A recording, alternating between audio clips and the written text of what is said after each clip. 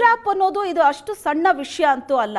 ಈ ಹಿಂದೆ ಯಾರ ಮೇಲೆಲ್ಲ ಹನಿ ಟ್ರ್ಯಾಪ್ ಅನ್ನೋ ಆರೋಪ ಬಂದಿತ್ತೋ ಅಥವಾ ಯಾರ ವಿರುದ್ಧ ಹನಿ ಟ್ರ್ಯಾಪ್ ಆಗಿತ್ತೋ ಅವರ ರಾಜಕೀಯ ಜೀವನ ಎಲ್ಲಿಗೆ ಹೋಗಿ ನಿಲ್ತು, ಏನೆಲ್ಲ ಆಯ್ತು ಅನ್ನೋದು ನಮ್ಮ ಕಣ್ಮುಂದೆ ಇದೆ. ಈಗ ಮತ್ತೊಂದು ಸರಿ ಹನಿ ಟ್ರ್ಯಾಪ್ ಅನ್ನೋ ವಿಷಯ ಬರ್ತಾ ಇದೆ. ಒಬ್ಬ ಪ್ರಭಾವಿಯನ್ನ ಸೈಲೆಂಟ್ ಮಾಡೋದಕ್ಕೆ ಮತ್ತೊಬ್ಬ ಪ್ರಭಾವಿ ಹನಿ ಟ್ರ್ಯಾಪ್ ಮಾಡಿಸಿದ್ರು, ಅಂಥದ್ದೊಂದು ಯತ್ನ ನಡೀತು ಅಂತ. ಇದು ಹುಲಿ ಬಂತು ಹುಲಿ ಅನ್ನೋ ತರ ಆಗಿದೆಯಾ ಅಥವಾ ನಿಜವಾಗ್ಲೂ ಇಂಥದ್ದೊಂದು ಡೆವಲಪ್ಮೆಂಟ್ ಆಗಿದೆಯಾ ಅಂತ? ಅಂದ್ರೆ ಒಂದು ಬೆದರಿಸೋ ಯತ್ನ ಏನಾದರೂ ಆಗ್ತಿದೆಯಾ ಅಥವಾ ನಿಜಕ್ಕೂ ಇಂಥದ್ದೊಂದು ಡೆವಲಪ್ಮೆಂಟ್ ಆಗಿದೆಯಾ? ಹೈಕಮಾಂಡ್ಗೂ ಹೋಗಿ ತಲುಪಿದೆ ಈ ವಿಷಯ, ಅಂದ್ರೆ ಬಹಳ ಜೋರಾಗಿದೆ ಇದು. ಎಸ್, ಖಂಡಿತವಾಗಲೂ ಕೂಡ ಅಂದರೆ ಈಗ ರಾಜ್ಯದಲ್ಲಿ ಇಂಥ ಒಂದು ಪ್ರಯತ್ನ ಆಗಿದೆ ಅಂತಕ್ಕಂಥದ್ದು ಕನ್ಫರ್ಮ್ ಆಗ್ತಾ ಇದೆ. ಯಾಕೆಂತಂದರೆ ರಾಜಕೀಯವಾಗಿ ಅಧಿಕಾರದ ಸ್ಥಾನದಲ್ಲಿರ್ತಕ್ಕಂಥ ಆ ಒಂದು ಸಚಿವನನ್ನು ಕೆಳಗಿಳಿಸಬೇಕು ಅಂತಕ್ಕಂಥ ದುರ್ದೇಶ ಇಟ್ಕೊಂಡು ಇಂಥ ಒಂದು ಕೃತ್ಯವನ್ನು ಎಸಗಲಾಗಿದೆ. ಇದಕ್ಕೂ ಈ ಎರಡು ಹಂತದ ಪ್ರಯತ್ನಗಳಾದಾಗ ಇದು ಸಕ್ಸಸ್ ಆಗಿದೆ ಅನ್ನುವಂಥ ಮಾತುಗಳು ಕೂಡ ಕೇಳಿ ಬರ್ತಾ ಇದೆ. ಈ ಯತ್ನ ಏನಿದೆ ಅಲ್ಲಿ ನಿಜವಾಗ್ಲೂ ಕೂಡ ನಡೆದಿದ್ರೆ ಅಥವಾ ಅಂಥ ಒಂದು ಪ್ರಯತ್ನ ಮಾಡಿದರೂ ಕೂಡ ಅದು ಅತ್ಯಂತ ಗಂಭೀರವಾಗಿರ್ತಕ್ಕಂಥ ಒಂದು ಅಪರಾಧ ಆಗುತ್ತೆ. ಯಾಕೆಂತಂದರೆ ಈ ರೀತಿಯ ಪ್ರಯತ್ನ ಮಾಡ್ತಕ್ಕಂಥ ಸರಿಯಾದ್ದಲ್ಲ. ಹಾಗಾಗಿಯೇ ಇದನ್ನು ಈ ವಿಚಾರ ಹೈಕಮಾಂಡ್ಗೆ ತಲುಪಿದಾಗಲೂ ಕೂಡ ಕಾಂಗ್ರೆಸ್ ಹೈಕಮಾಂಡ್ ಅತ್ಯಂತ ಗಂಭೀರವಾಗಿ ತೆಗೆದುಕೊಂಡಿದೆ. ಐ ವಿಲ್ ಅಡ್ರೆಸ್ ಅಂತಕ್ಕಂಥ ಮಾತನ್ನು ಕಾಂಗ್ರೆಸ್ ಹೈಕಮಾಂಡಲ್ಲಿರ್ತಕ್ಕಂಥ ಪ್ರಭಾವಿ ನಾಯಕರೊಬ್ಬರು ಹೇಳಿದ್ದಾರೆ. ಹಾಗಾಗಿ ಇದು ಗಂಭೀರ ಸ್ವರೂಪವನ್ನು ಪಡ್ಕೊಳ್ತಕ್ಕಂಥ ಸಾಧ್ಯತೆಗಳು ಕೂಡ ಇದೆ. ಯಾಕೆಂತಂದರೆ ರಾಜ್ಯ ರಾಜಕಾರಣದಲ್ಲಿ ಇರ್ತಕ್ಕಂಥ ಈ ನಾಯಕರ ಮನಸ್ಥಿತಿಗಳ ಬಗ್ಗೆಯೂ ಕೂಡ ಸಹಜವಾಗಿ ಹೈಕಮಾಂಡ್ ಬೇಸರ ವ್ಯಕ್ತಪಡಿಸಿದೆ ಅನ್ನುವಂಥ ಮಾತುಗಳು ಕೂಡ ಇದೆ. ಯಾಕೆಂದರೆ ಇಂಥ ಒಂದು ಕೃತ್ಯ ಅಂದರೆ ಹನಿ ಟ್ರ್ಯಾಪ್ ಮಾಡುವಂಥ ಯತ್ನಗೆ ಒಂದು ರೀತಿ ಇದು ಕ್ರಿಮಿನಲ್ ಅಫೆನ್ಸ್. ಹಾಗಾಗಿ ಈ ರೀತಿಯಾಗಿರ್ತಕ್ಕಂಥ ಪ್ರಯತ್ನ ಮಾಡಲಿಕ್ಕೆ ಹೊರಟಿರ್ತಕ್ಕಂಥ ಈ ನಾಯಕರ ಮೈಂಡ್ಸೆಟ್ ಬಗ್ಗೆನೂ ಕೂಡ ಚರ್ಚೆ ಆಗಬೇಕಾಗಿದೆ. ಈ ಹಿಂದೆ ಕೂಡ ಇಂಥ ಒಂದು ಪ್ರಯತ್ನಗಳಾಗಿ ಆ ಸಚಿವರು ತಮ್ಮ ಸ್ಥಾನವನ್ನು ಕಳೆದುಕೊಂಡಾಗ ರಾಜಕೀಯವಾಗಿ ಆದಂಥ ಬದಲಾವಣೆಗಳು ಮತ್ತು ಸಹಜವಾಗಿ ಈ ಕೃತ್ಯದ ಹಿಂದಿರ್ತಕ್ಕಂಥ ವ್ಯಕ್ತಿ ಮತ್ತು ಶಕ್ತಿಯ ಬಗ್ಗೆನೂ ಕೂಡ ಚರ್ಚೆ ಆದಾಗ ಬೇರೆ ಬೇರೆ ಸ್ವರೂಪದ ಆಯಾಮದಲ್ಲೂ ಕೂಡ ಒಂದು ವಿಶ್ಲೇಷಣೆ ನಡೀತು.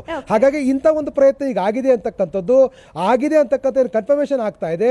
ಹೈಕಮಾಂಡ್ ಕೊಂಡು ಈ ವಿಚಾರದಲ್ಲಿ ಒಂದು ಗಂಭೀರವಾಗಿ ಪ್ರಕರಣ ತೆಗೆದುಕೊಂಡಿರುವಂಥ ಕಾರಣಕ್ಕಾಗಿ ನಿಜವಾಗಲೂ ಕೂಡ ಕರ್ನಾಟಕ ರಾಜಕಾರಣದಲ್ಲಿ ಮುಂಬರುವ ದಿನಗಳು ಅಂದರೆ ಅಧಿವೇಶನ ಕ್ಲೈಮ್ಯಾಕ್ಸ್ ಆಗುವಂತಕ್ಕೆ ಅಧಿವೇಶನ ಮುಕ್ತಾಯದ ಹೊತ್ತಿಗೆ ಬೇರೆ ಬೇರೆ ಸ್ವರೂಪವನ್ನು ಪಡೆದುಕೊಳ್ಳುತ್ತೆ ಅನ್ನುವಂಥ ಮಾತುಗಳೇ ಕೇಳಿಬರ್ತವೆ. ಆನಂದ್, ಈಗಾಗಲೇ ಕಾಂಗ್ರೆಸ್ ನಲ್ಲಿ ಸಾಕಷ್ಟು ಮೆಸ್ಗಳಿದೆ, ಸಾಕಷ್ಟು ಗಂಭೀರವಾದಂತಹ ಕನ್ಫ್ಯೂಷನ್ಗಳಿದೆ.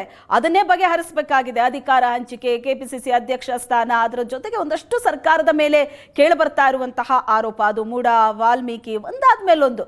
ಇದೆಲ್ಲದರ ಮಧ್ಯೆ ಈಗ ಕೇಳಿಬಂದಿರುವಂತಹ ಈ ಹನಿ ಟ್ರ್ಯಾಪ್ ಎಷ್ಟು ಸೀರಿಯಸ್ ಆಗಿ ಇದನ್ನ ಹೈಕಮಾಂಡ್ ತಗೊಂಡಿದೆ? ಯಾಕಂದ್ರೆ ಇದನ್ನ ಆರಂಭದಲ್ಲೇ ಸಾಲ್ವ್ ಮಾಡಬೇಕು, ಇಲ್ಲಾಂದ್ರೆ ಮತ್ತೊಂದು ದೊಡ್ಡ ಮುಜುಗರ ಎದುರಿಸಬೇಕಾಗತ್ತೆ ಅನ್ನೋದಿರುತ್ತೆ. ಹಾಗಾಗಿ ಹೈಕಮಾಂಡ್ ಇದ್ರ ಬಗ್ಗೆ ಯಾವ ರೀತಿ ಸ್ಟ್ಯಾಂಡ್ ತಗೋಬಹುದು?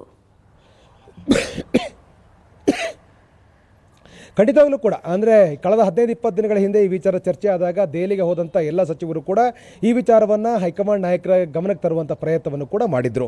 ಒಂದು ಹಂತದಲ್ಲಿ ಸಚಿವ ಸಂಪುಟದಲ್ಲಿರ್ತಕ್ಕಂಥ ಪ್ರಭಾವಿ ಸಚಿವಗಳು ದೆಹಲಿಗೆ ಹೋದಾಗ ಈ ರೀತಿಯಾಗಿರ್ತಕ್ಕಂಥ ಕರ್ತವ್ಯದ ಬಗ್ಗೆ ಹೈಕಮಾಂಡ್ ಸ್ಪಷ್ಟವಾದ ನಿಲುವನ್ನು ತೆಗೆದುಕೊಳ್ಳಬೇಕು. ಒಂದೊಮ್ಮೆ ಈ ರೀತಿಯಾಗಿರುವಂಥ ದುಷ್ಕೃತ್ಯಗಳು ಮುಂದುವರೆದಿದ್ದೆ ಆದರೆ ಇದು ರಾಜಕಾರಣಕ್ಕೆ ಸೂಕ್ತವಾದ್ದಲ್ಲ. ಕರ್ನಾಟಕದಂಥ ರಾಜಕಾರಣಕ್ಕೆ ಇದು ಎಲ್ಲೋ ಒಂದು ಕಡೆ ಮಾರಕವಾಗ್ತಕ್ಕಂಥ ಒಂದು ಸನ್ನಿವೇಶಗಳನ್ನು ತಂದೊಡ್ಡುತ್ತೆ. ಆ ಕಾರಣಕ್ಕಾಗಿ ಹೈಕಮಾಂಡ್ ಈ ವಿಚಾರದಲ್ಲಿ ಸೂಕ್ತವಾದ ನಿರ್ಧಾರ ತೆಗೆದುಕೊಳ್ಳಬೇಕು ಅಂತೇಳಿ ಸ್ಪಷ್ಟವಾಗಿರ್ತಕ್ಕಂಥ ದೂರನ್ನು ಕೊಡುವ ಪ್ರಯತ್ನವನ್ನು ಕೂಡ ಪ್ರಭಾವಿ ಸಚಿವರು ಮಾಡಿದರು. ಹಾಗಾಗಿಯೇ ಕಾಂಗ್ರೆಸ್ಸಲ್ಲಿರ್ತಕ್ಕಂಥ ದೆಹಲಿಯಿರುವಂಥ ಹೈಕಮಾಂಡ್ನ ಪ್ರಭಾವಿ ನಾಯಕರು ಈ ಬಗ್ಗೆ ನಾನು ಅಡ್ರೆಸ್ ಮಾಡ್ತೇನೆ ಅಂತಕ್ಕಂಥ ಮಾತನ್ನು ಕೂಡ ಹೇಳಿದರು. ಈ ಬಗ್ಗೆ ಸೂಕ್ತವಾದ ನಿರ್ಧಾರ ತೆಗೆದುಕೊಳ್ತೇವೆ, ಹೈಕಮಾಂಡ್ ಇದನ್ನು ಯಾವುದೇ ಕಾರಣಕ್ಕೂ ಸಹಿಸುವಂಥ ಪ್ರಶ್ನೆ ಇಲ್ಲ, ಆತ ಎಷ್ಟೇ ಪ್ರಭಾವಿ ಆಗಿದ್ರೂ ಕೂಡ ಇದನ್ನು ಸಹಿಸುವಂಥ ಪ್ರಶ್ನೆ ಇಲ್ಲ ಅಂತಕ್ಕಂಥ ಮಾತನ್ನು ಈಗಾಗಲೇ ಹೇಳಿದ್ದಾರೆ. ಆ ಕಾರಣಕ್ಕಾಗಿ ಹೈಕಮಾಂಡ್ ಯಾವ ನಿರ್ಧಾರ ತೆಗೆದುಕೊಳ್ಳುತ್ತೆ, ಈ ಒಂದು ದುಷ್ಕೃತ್ಯ ಎಸಗಲಿಕ್ಕೆ ಏನು ಕಾರಣೀಭೂತ ಆಗಿರ್ತಕ್ಕಂಥ ಈ ನಾಯಕನ ಬಗ್ಗೆ ಅಥವಾ ಈ ಶಕ್ತಿಯ ಬಗ್ಗೆ ಯಾವ ನಿರ್ಧಾರವನ್ನು ತೆಗೆದುಕೊಳ್ಳುತ್ತೆ ಅನ್ನೋದು ಕೂಡ ಬಹಳ ಪ್ರಮುಖ ಆಗುತ್ತೆ. ಹಾಗಾಗಿ ಇದು ಕಾಂಗ್ರೆಸ್ ಪಾಳದಲ್ಲಿ ಅತ್ಯಂತ ಗಂಭೀರವಾಗಿರ್ತಕ್ಕಂಥ ಚರ್ಚೆ ಅಷ್ಟೇ ಅಲ್ಲ, ಬದಲಾಗಿ ರಾಜ್ಯ ರಾಜಕಾರಣದಲ್ಲಿ ಮುಂದೆ ಆಗಬಹುದಂಥ ಬೆಳವಣಿಗೆ ಕೂಡ ಪೂರಕವಾಗಿರ್ತಕ್ಕಂಥ ಒಂದು ಬೆಳವಣಿಗೆ ಅನ್ನುವಂಥ ಮಾತುಗಳು ಕೇಳಿ ಬರ್ತಾ ಇರುವಂಥದ್ದು. ಓಕೆ ಆನಂದ್,